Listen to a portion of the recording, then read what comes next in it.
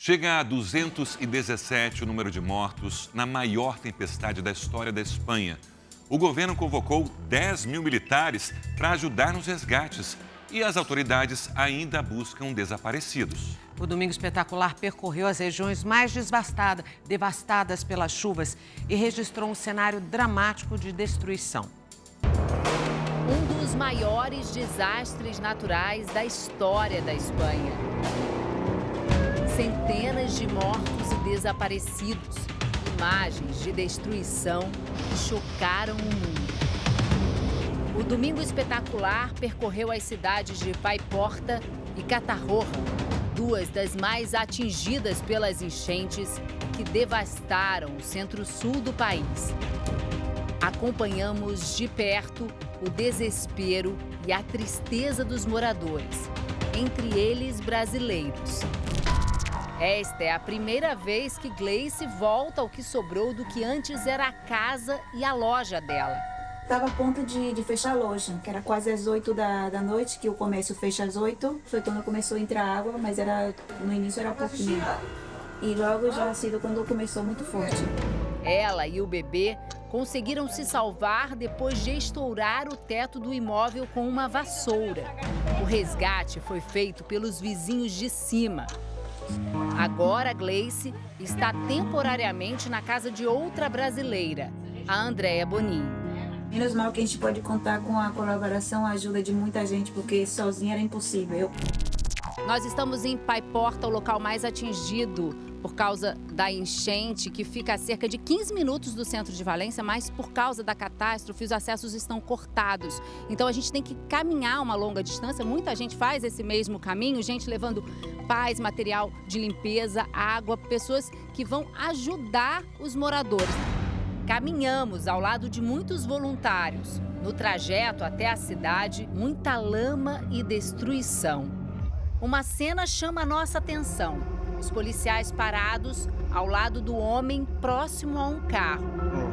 Antônio voltava para casa com a esposa e a filhinha do casal, um bebê de 3 meses, quando o carro da família foi coberto pelas águas. Ele saiu para tentar ancorar o veículo quando foi arrastado pela correnteza, enquanto as duas ficaram dentro do carro. Depois, os policiais encontraram, já sem vida, a esposa de Antônio, Lourdes, e a bebê, Angeline.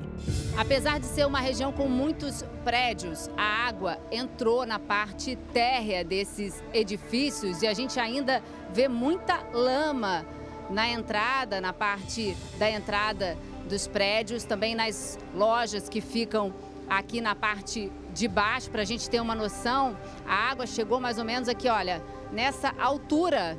Aqui, ó, eu tenho 1,68 de altura e olha só onde que a água chegou. Essa loja, por exemplo, ficou completamente destruída, muita lama. E os moradores questionam as autoridades que o alerta para o risco de enchente foi feito tarde demais, segundo eles, quando a água já tinha invadido as casas.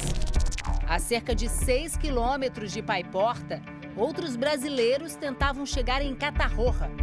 Aqui também a entrada de veículos estava muito difícil e o jeito foi caminhar. Para chegar, um dia é 1h40, outro dia 2 horas, outro dia 40 minutos, mas sempre andando muito. E então, a imagem que impressionou o mundo à nossa frente. Centenas de carros arrastados pela força das águas, muitos empilhados em meio à lama.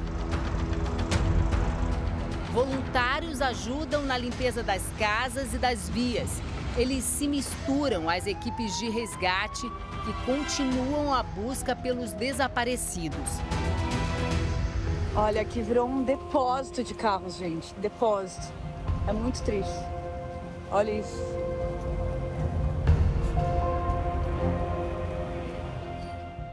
Essa escola de educação infantil foi totalmente destruída pela enchente.